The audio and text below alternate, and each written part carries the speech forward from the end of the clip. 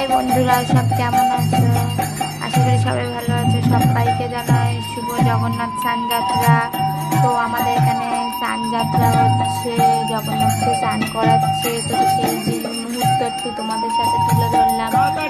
জানি না কেমন লাগছে, ভালো লাগলে লাইক কমেন্ট শেয়ার করে চ্যানেলটিকে সাবস্ক্রাইব করে পাশে থাকবে। আর দেখতে থাকো, কিছু মুহূর্ত তোমাদের সাথে শেয়ার করলাম। এতক্ষণ পরে একটা কাজ করেছি।